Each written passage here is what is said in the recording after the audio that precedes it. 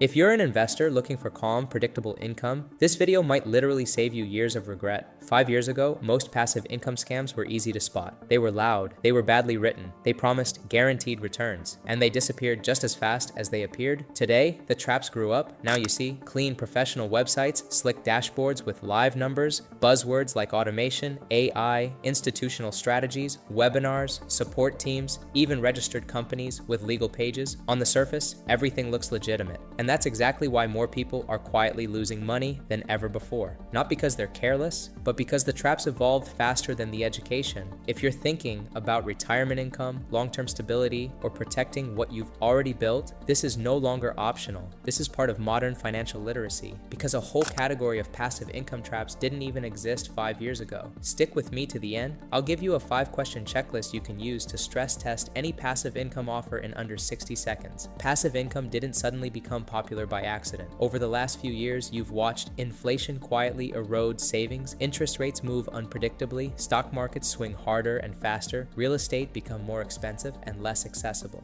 At the same time, work didn't get easier. If anything, it got more demanding. A lot of professionals, business owners, and retirees aren't chasing get rich anymore. They want monthly income, less stress systems that don't need constant attention. In other words, let my money work without turning me into a full-time trader. That demand created a massive opportunity, not just for legitimate solutions, but for bad actors who notice something important. People aren't chasing excitement, they're chasing relief, and relief is incredibly easy to sell. Hands-off income. We trade for you. Just deposit, sit back, and watch. If you've ever thought, I just want something steady that runs in the background, congrats, you're now a prime target. The first big modern trap, the AI trading platform that holds your money for you. Here's how it usually looks. You land on a polished website. You see performance charts, daily profits, and live trades. There's a dashboard that updates constantly. It feels transparent, but when you look closer, your money is not in a brokerage account under your name.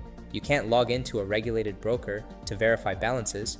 You can't independently confirm trades. Withdrawals only happen if the company approves them. You're not investing. You're handing custody to a private company and trusting them to tell you what's happening. That's not innovation. That's custody risk disguised as technology. The issue isn't the AI. The issue is who controls the money, the data, and the reporting. If one company controls all three, you're not an investor. You're a passenger. And passengers don't choose when to exit. They find out what happened after the crash. Trap number 2 looks even more professional. Instead of a bot platform, the offer is managed trading accounts.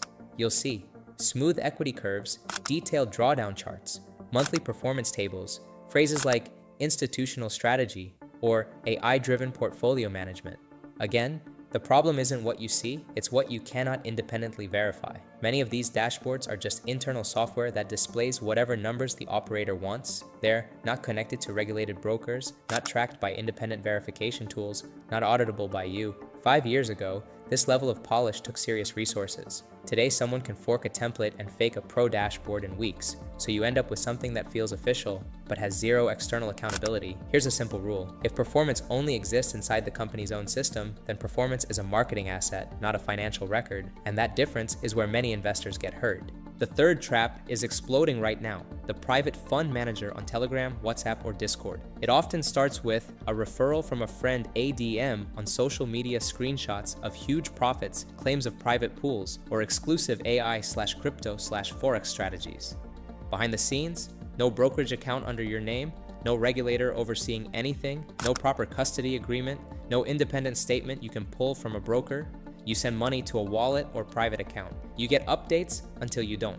It works because it feels personal. You trust the person recommending it. You see a group. You see proof. But finance should never rely on personal trust alone. It should rely on structure. Where is the money actually held? Who can move it? Who regulates that entity? What happens if that person disappears tomorrow? If those answers are vague or we'll explain later, you're not being offered passive income. You're being offered passive risk. So what do you do with all this? You don't need to become a forensic accountant, but you do need a better filter. Modern passive income should be judged structurally, not emotionally. The most important questions are not how high are the returns, how impressive is the dashboard. They're questions like, where is my money actually held? Is it in a regulated brokerage or bank under my name or inside the company's own platform? Who can move it? Do I control deposits and withdrawals directly, or do I have to request and wait? Can I verify performance independently?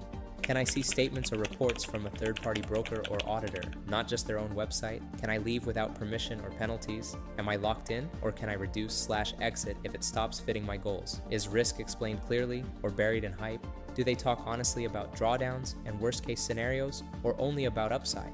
If any of those answers are unclear, you're not looking at passive income. You're looking at passive exposure. And exposure without control is not a strategy. It's a liability.